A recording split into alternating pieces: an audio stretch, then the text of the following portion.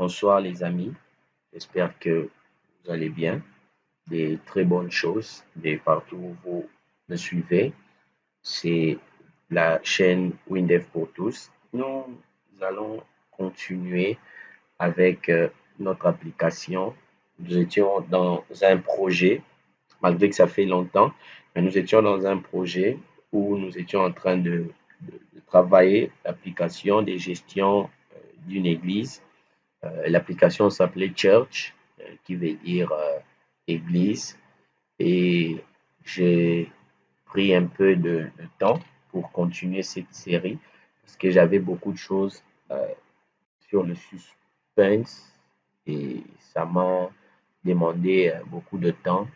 Euh, Même là, je suis toujours sur plusieurs choses en même temps, mais j'aimerais chaque fois que je vais trouver un peu de temps, nous allons euh, continuer avec notre projet, pourquoi pas finir cette application.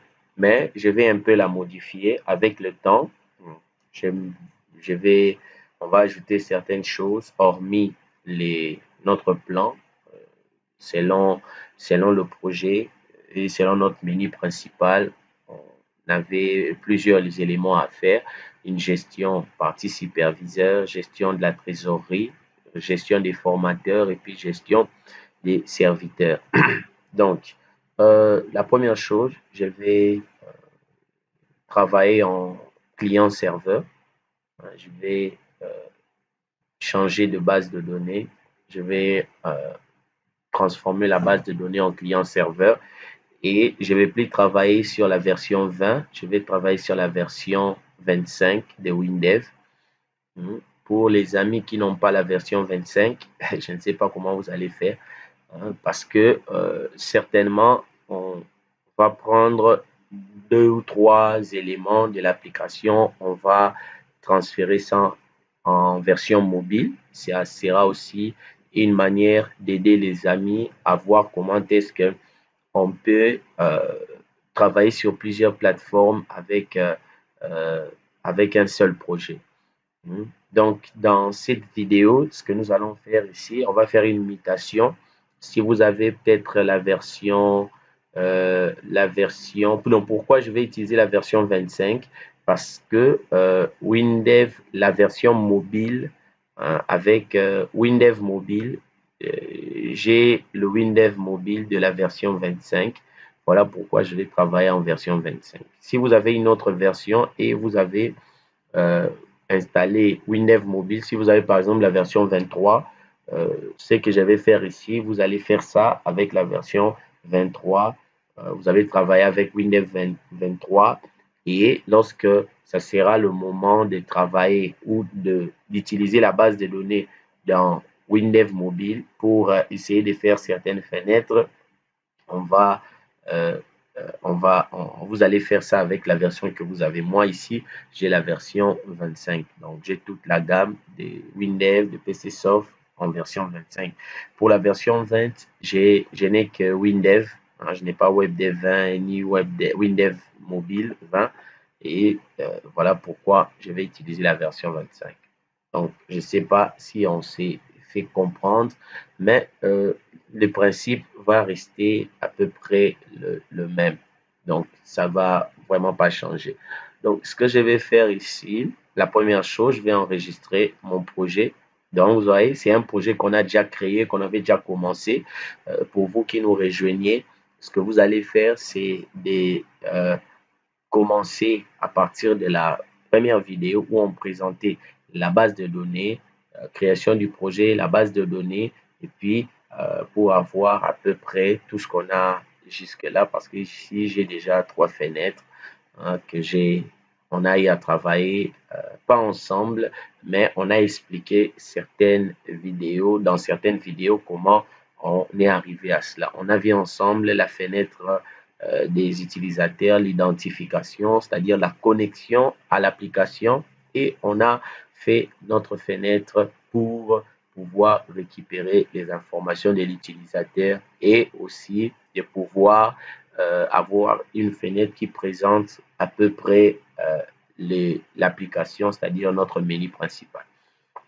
Donc ici, je vais enregistrer. J'enregistre. Ensuite, qu'est-ce que je vais faire? Ensuite, je vais me rendre sur projet. Et là, sur projet, je vais vous montrer, on va, pour muter, je vais emmener cette application, ce projet en version 25.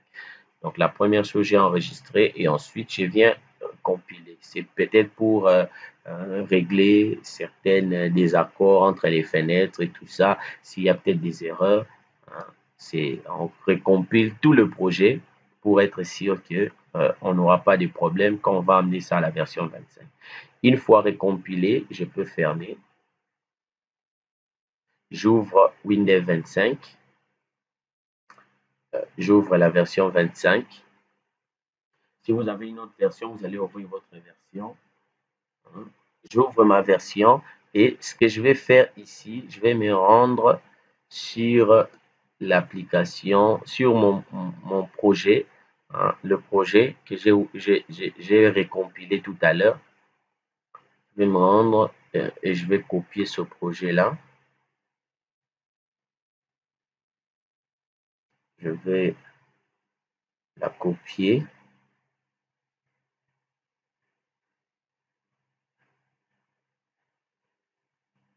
La machine est. Je vais me rendre ici. Je vais copier mon projet. Il s'appelle Church. OK, il est là, le dossier. Je copie le dossier et je viens dans mon disque C, là où se trouvent les projets, là où j'ai installé Windows 25 et là où j'ai généralement les projets de Windows 25. Je viens coller mon dossier juste ici. Je colle le projet, je ferme, j'ouvre Windows 25. Une fois ouvert, je vais ouvrir le projet à partir de Windows.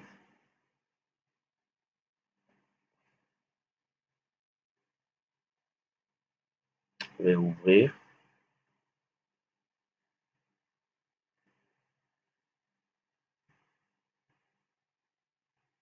Je vais ouvrir. Je vais ici. Le projet. J'ouvre le dossier. J'ouvre le projet. Church. On me dit ici sauvegarder et continuer. Oui, c'est bon. On essaie d'emmener tout ça ici. On espère qu'on n'aura pas de problème. C'est bon. OK. Là, c'est bon. Ensuite, je vais recompiler. Je vais d'abord réparer.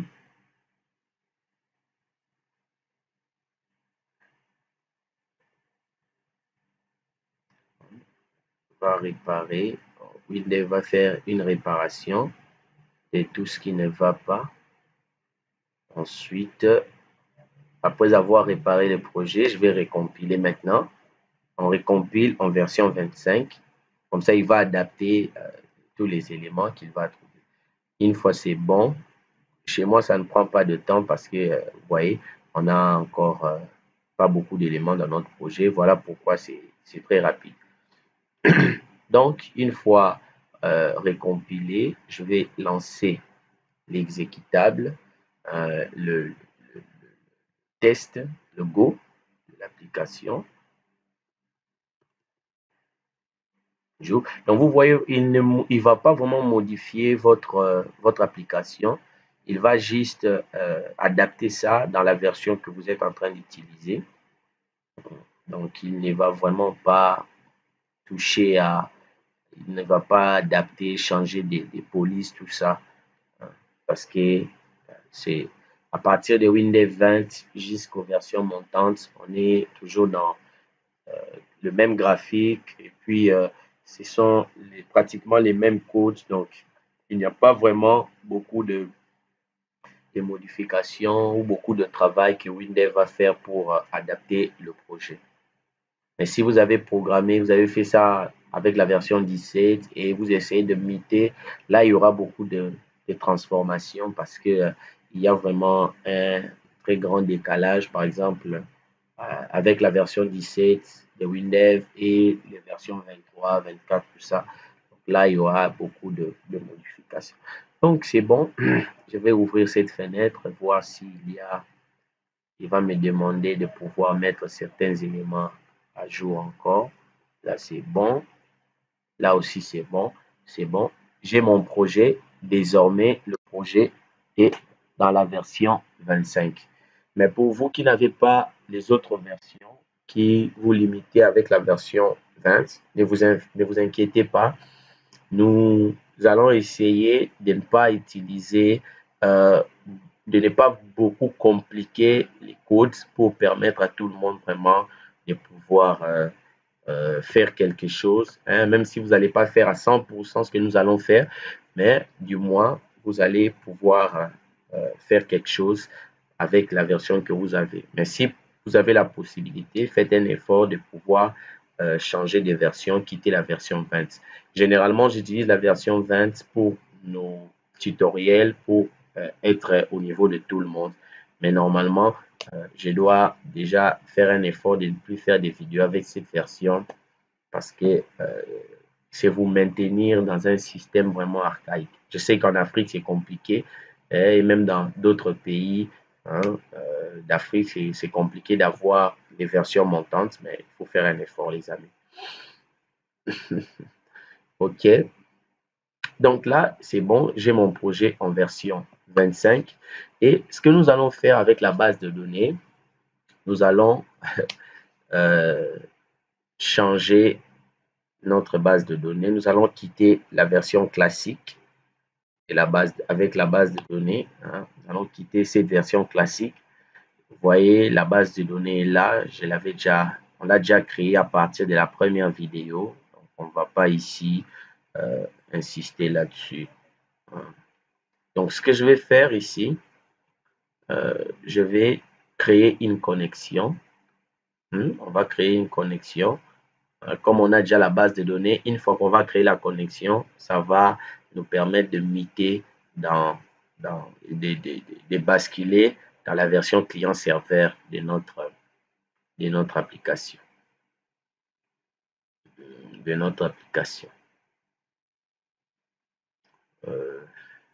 Donc ici, on vient, on crée connexion. Ici, on me dit HyperFile classique. Je suis déjà ici. Non, je vais quitter ici. Je vais aller client-serveur. Suivant. Ici, normalement, je pars du principe que vous avez une petite connaissance aussi au niveau des applications Windows en client-serveur, des bases de données client-serveur, une petite connaissance. Mais pour les amis qui n'ont vraiment aucune connaissance là-dessus, faites peut-être mettez des commentaires, ça va m'aider pour voir s'il faut aussi faire des vidéos pour aider les amis à se retrouver et avoir aussi une notion par rapport à ce type de base de données. Moi, j'ai mon serveur HyperFileSQL déjà installé. Hein. Ce sont des fichiers qui viennent en source. Hein. Lorsque vous installez Windows, il nous facilite, il nous donne déjà le setup du serveur HyperFileSQL qu'il faut installer pour pouvoir utiliser. Bon, là, moi, je l'ai déjà installé. Et quand je l'ai installé, on donne généralement la possibilité de créer votre le user, l'utilisateur que vous êtes, le super utilisateur avec tous les droits, création de base de données et possibilité de gérer les différentes bases de données au niveau du serveur. Mais un autre serveur, hein, on va utiliser le serveur local. C'est le serveur local. Il n'est pas encore dédié, ni web. Ici, je prends le serveur local et le port, le voici, l'adresse du serveur local. Quand vous installez Windows, l'adresse est là. C'est ça, 127.0.0.1, c'est l'adresse du serveur, l'adresse du serveur HyperFileSQL lorsque vous l'installez dans votre machine. 127.0.0.1 et le numéro du port, vous ne bougez pas, vous restez là. Suivant. Le mot de passe, le nom d'utilisateur, vous allez créer un utilisateur là-bas. Mais par défaut, l'utilisateur, c'est admin. Le mot de passe, il n'y en a pas. Mais moi, j'ai un mot de passe que je vais saisir. Mais vous, si vous avez créé, vous l'avez créé par défaut, le nom d'utilisateur, c'est admin et il n'y a pas de mot de passe. Vous faites suivant. Normalement, si ce n'était pas bon, s'il avait détecté des erreurs, il allait directement, quand vous faites suivant, il allait vous donner un message d'erreur. Il ne me donne pas de message d'erreur, donc je suis connecté à mon serveur local. Et là, j'ai toutes mes bases de données qui sont présentées ici. Vous voyez? J'ai toutes mes bases de données ici. Donc là, ce que je vais faire, je n'ai qu'à sélectionner la base de données, mais j'ai commis une erreur. Il faut généralement, avant de faire ça, il faut aller au serveur et créer une base de données que vous allez utiliser ici. Parce que là, il veut savoir avec quelle base de données je vais travailler.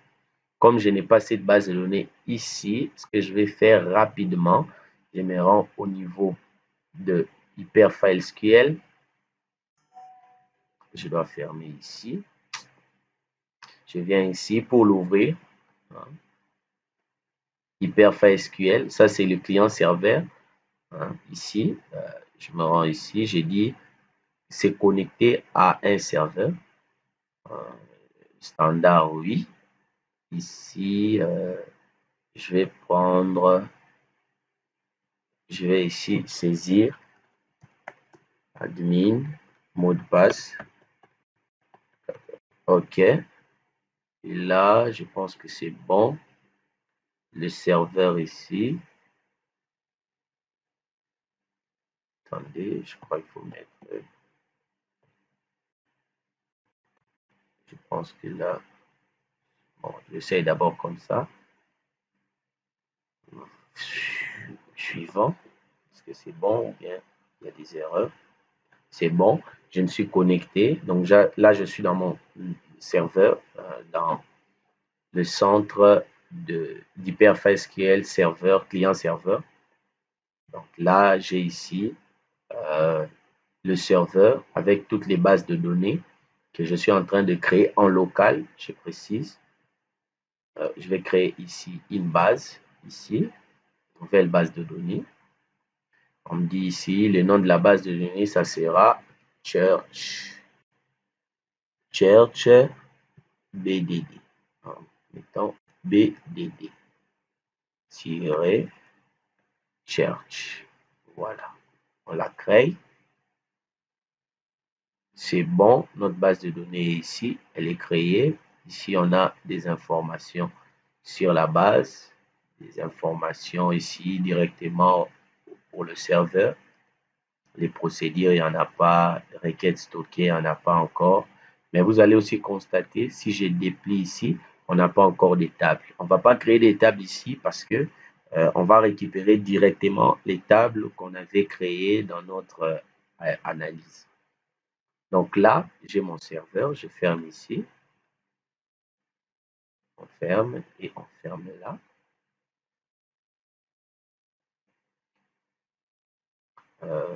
Là, c'est bon, je reviens dans mon projet maintenant. J'ai dit ici connexion. Connexion ou nouvelle connexion, c'est la même chose comme je n'ai pas encore créé de connexion. Si j'avais déjà créé une connexion et que je cliquais sur connexion, j'allais avoir les précédentes connexions. Je viens ici, client-serveur. Ça, c'est si vous voulez vous connecter sur le cloud. Vous voyez une base de données HyperFileSQL dans le cloud.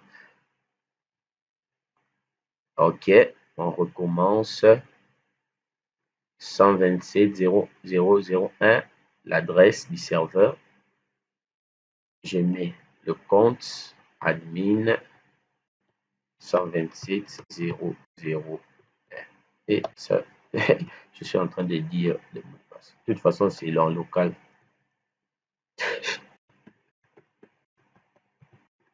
OK. j'entre le mot de passe. Et là, normalement, je dois trouver, vous voyez, ma base de données est là. Je la sélectionne, je mets suivant. Le nom de la connexion, on va appeler ça ma connexion Church. Ma connexion Church. Ma connexion Church CS pour client-serveur. Bon, je sais qu'il est pourri ce nom, mais bon, vous pouvez changer de nom à condition de ne pas l'oublier. Moi, je vais l'appeler comme ça. Okay. Suivant, je valide. On me dit, voulez-vous associer les fichiers de l'analyse à la connexion? Je dis oui. Il prend tous mes fichiers que j'avais en classique. Il va muter ça en web, en client-serveur. Il me dit ici, voulez-vous copier les fichiers de données sur les serveurs? Oui. Là, maintenant, il va copier et les tables et les données qu'il y a dans les tables. Vous voyez? J'ai dit oui. Donc, si mes tables avaient des données, il va aussi récupérer ces données-là. Là, il a détecté que ces fichiers-là ont des informations. Il a détecté. Maintenant, là, il fait le lien du même projet. Il détecte que je l'ai dans le disque D, je l'ai aussi dans le disque C. Je vais lui dire, tu vas prendre en considération seulement ce qu'il y a dans les disques C. Le fichier, le point FIC, c'est l'extension du fichier de la table ou de notre fichier qui contient vraiment les données en temps réel.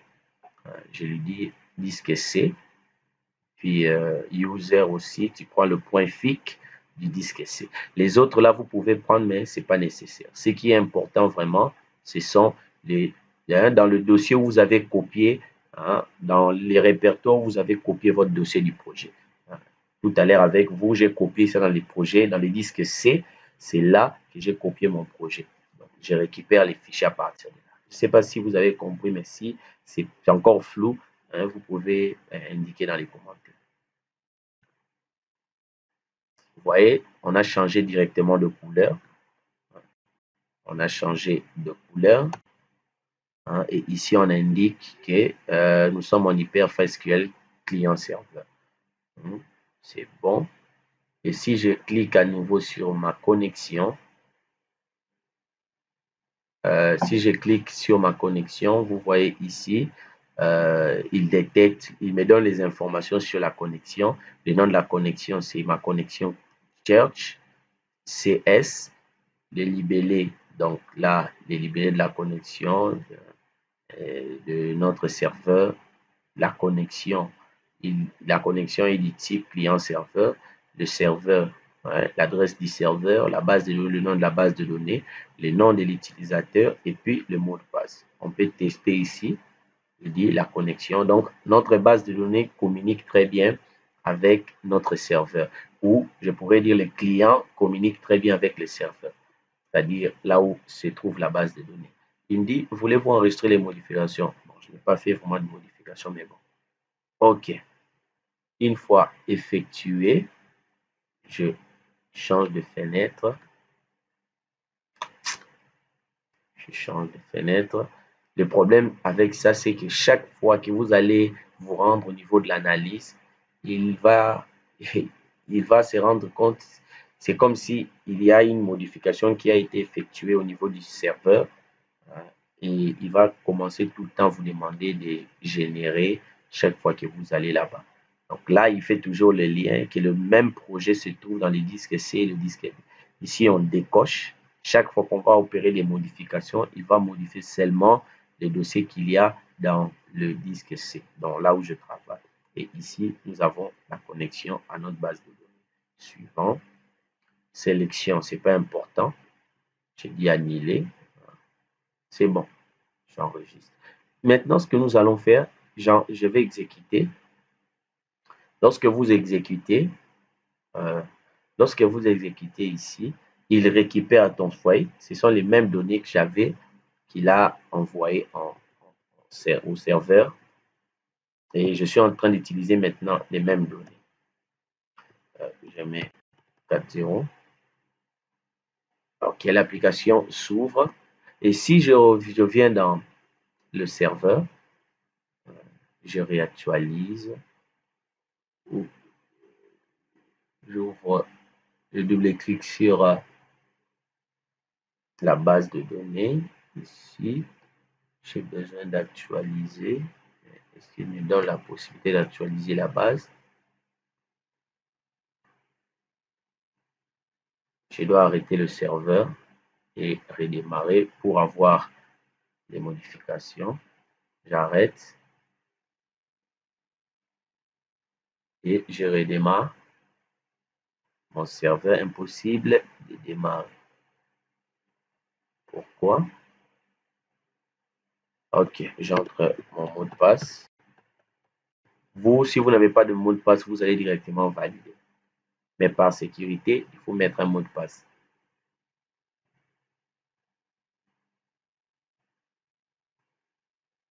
Ok. Là maintenant, si j'ouvre, vous voyez, on a ici les deux fichiers qu'on avait dans le local. Parce que jusque-là, on a travaillé juste sur ces deux fichiers. Les users et puis l'historique des utilisateurs. Donc, pour les users aussi, on a nos users, les utilisateurs et puis l'historique des connexions ici. C'est bon. À partir de là, c'est bon. Maintenant, ce que nous allons faire pour finir avec cette vidéo, je ne vais pas la surcharger d'informations. Ici, ce que nous allons faire, je viens dans le P du projet. Donc, par défaut, qu'est-ce qu'il fait? Je voulais vous expliquer ça, il faut bien comprendre ça. Si vous ne précisez pas au niveau du projet ou d'une fenêtre euh, qu'il doit travailler en fonction de la connexion ou de la base de données qui se trouve dans le serveur, qu'est-ce qu'il fait? S'il n'arrive pas à établir la connexion, il va créer les fichiers en local. Peut-être maintenant, ça sera difficile de vous expliquer ça, mais plus on va avancer avec le projet, vous allez comprendre ça. Donc, qu'est-ce qu'il fait? Quand j'exécute comme ça et que je ne précise pas que je vais travailler avec la base de données qui se trouve dans les serveurs, si il y a ici, à ce niveau, il n'y avait pas d'information, il ne retrouvait pas la connexion avec ma base de données, c'est-à-dire la base de données qui se trouve au niveau ici, attendez, pour bien illustrer cela. Ici, j'ouvre le projet, je supprime. Je vais vous supprimer ici, vous allez bien comprendre ça. Ici, donc j'ouvre mon projet dans le disque C. Je viens dans le fichier exe, là où il y a les fichiers de la base de données. Je vais effacer ces dossiers. Si j'ouvre avec le W, vous voyez, on a vraiment des données ici. Maintenant, on va les effacer. Aïe, aïe, aïe, aïe. Il veut que je ferme l'application, le projet. Pourquoi? Parce qu'il détecte qu'ils sont ouverts quelque part. Tu dois fermer Windows pour pouvoir les supprimer. Mais on n'a pas le choix. On va faire ce qu'il veut. Ça va vous aider à bien comprendre. J'efface tout. Ici, on n'a plus de fichiers physiques au niveau de la machine. Donc, je vais réouvrir l'application. Corbeille.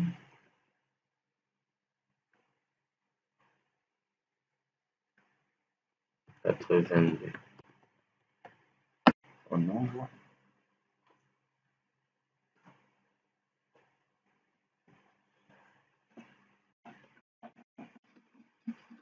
On ouvre.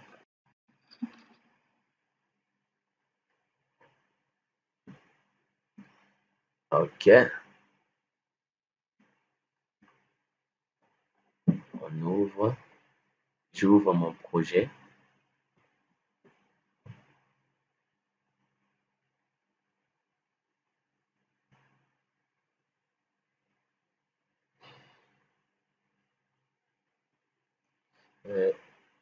J'ouvre mon projet. Ici, j'ouvre mon projet.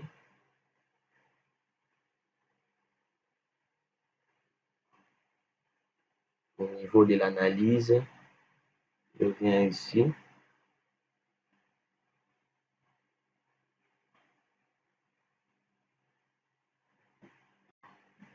Je coupe la connexion.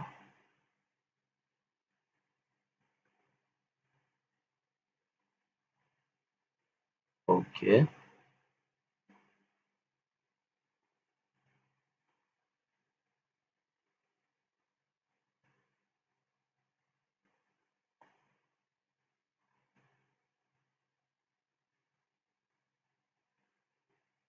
Je coupe la connexion. Donc, je suis en train de simuler une manque de communication entre les serveurs. Hein. Donc là, par exemple, hein, supposons que on n'a pas encore précisé ici avec quelle base de données il doit travailler. Là, si j'exécute le projet, vous voyez là, j'exécute, qu'est-ce qu'il fait ici? Il détecte toujours les informations du serveur. Attendez, est-ce que la connexion est toujours là?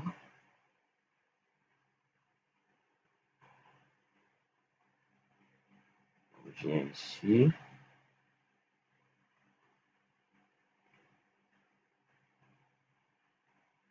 Quoi?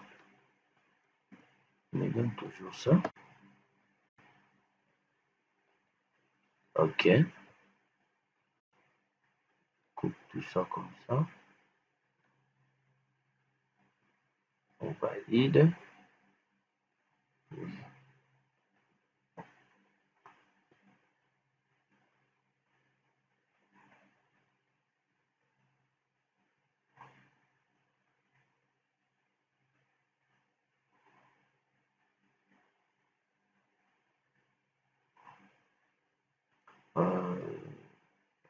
OK. Suivant.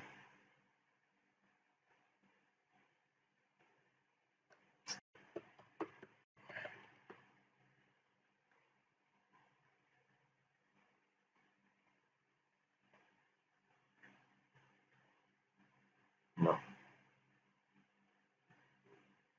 Attendez. Voilà. Donc, vous voyez, par défaut, qu'est-ce qui se passe ici?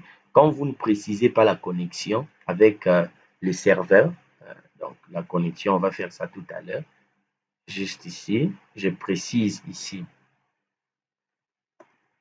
hein, je précise ici au niveau, il faut toujours faire ça au niveau du projet, je précise que à partir du projet, je travaille sur cette connexion-là.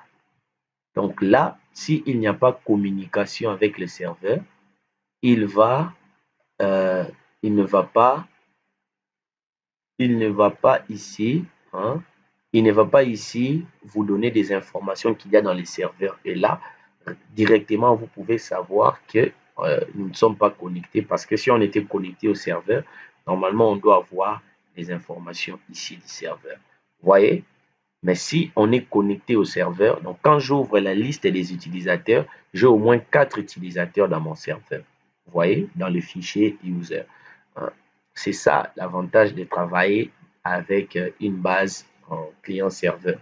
Donc, on travaille avec les mêmes données partout où nous sommes. Donc, si on le fait avec le web, c'est encore mieux, hein, parce que là, on élargit notre secteur. Vous voyez? Donc ici, je précise dans le projet que la connexion, c'est cette connexion-là. Maintenant, ici, je vais ici arranger ma connexion. Je vais arranger ici ma connexion. Je reviens, j'améliore, j'arrange la connexion ici. OK.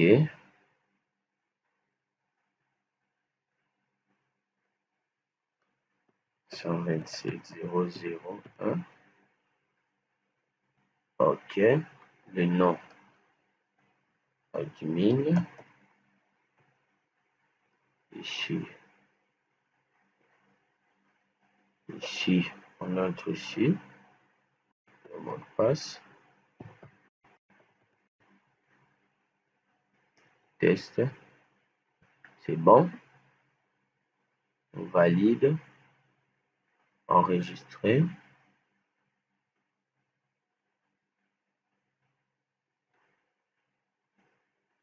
Analyse. Générer.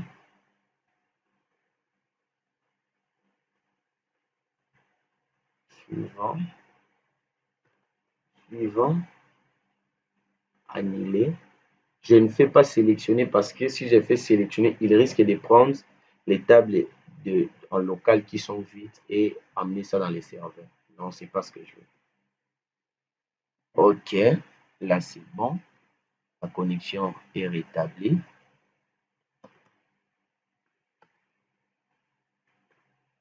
On exécute. Vous voyez? Donc là, tant qu'on ne renseigne pas la bonne connexion, il ne nous donne pas la possibilité de travail. Je remets ma connexion.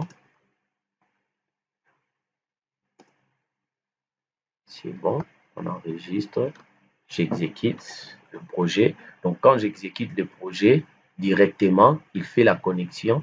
Il s'est récupéré au niveau du serveur. Hein, que c'est à partir du serveur qu'on travaille. Il récupère ici le nom d'utilisateur et puis je peux mettre ici mon mot de passe. Vous voyez, j'exécute, le projet s'ouvre. Donc, on travaille vraiment sur le serveur, dans notre serveur local.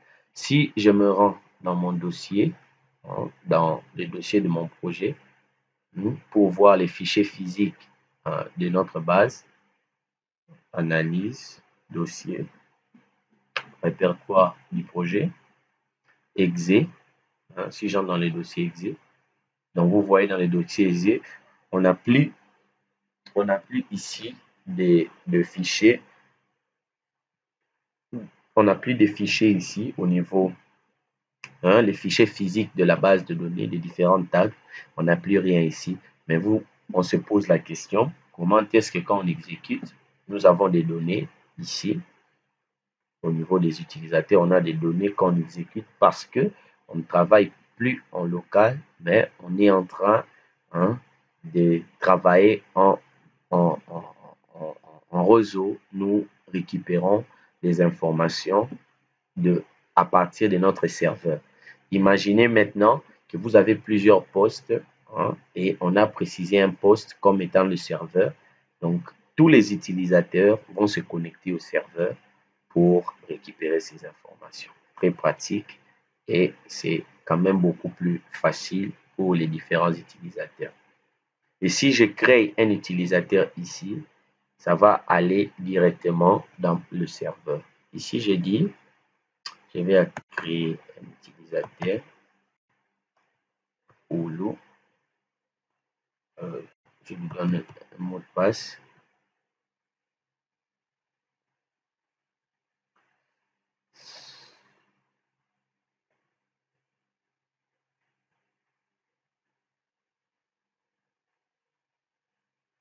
On valide.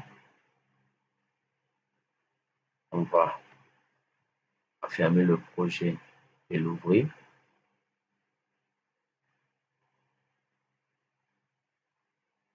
On réexécute. Vous voyez, Oulu est entré. Donc ici, je ferme ici. Je me rends toujours dans le répertoire. Je ferme toujours et je me rends dans le répertoire du projet. Ouais, donc il ne crée plus des fichiers ici à partir de notre. Il ne crée plus les fichiers physiques des tables à partir de notre dossier. Donc il le fait, il travaille directement sur notre serveur. Tout ça pourquoi? À cause de cette ligne ici que nous avons écrite la ligne où nous précisons que tout se passe au niveau de la base de données qui est dans notre serveur. Ouais. Donc là, euh, c'est bon. Donc, on est maintenant prêt. Nous allons continuer très prochainement avec notre projet. Donc, ça, c'était la première étape où nous avons, premièrement, emmené, fait monter de version à notre projet, de la version 20 à la version 25, et nous avons vu comment quitter de la base de données locale à une base de données client-serveur. Je vous remercie. J'espère que vous n'aurez pas trop de difficultés à réaliser cette vidéo. Et à partir de la semaine prochaine ou des jours qui vont venir, hein, nous allons continuer. Si vous avez vraiment des difficultés, vous ne savez pas comment installer un serveur, le serveur local de Windev, hein, il y a des vidéos sur YouTube où les amis montrent comment le faire. Mais si ça vous complique toujours, faites-moi signe. Je vais essayer de faire une vidéo pour vous aider. Merci. De très bonnes choses. Abonnez-vous, partagez la vidéo, partagez la chaîne aux amis pour les aider aussi. De très bonnes choses. Bye.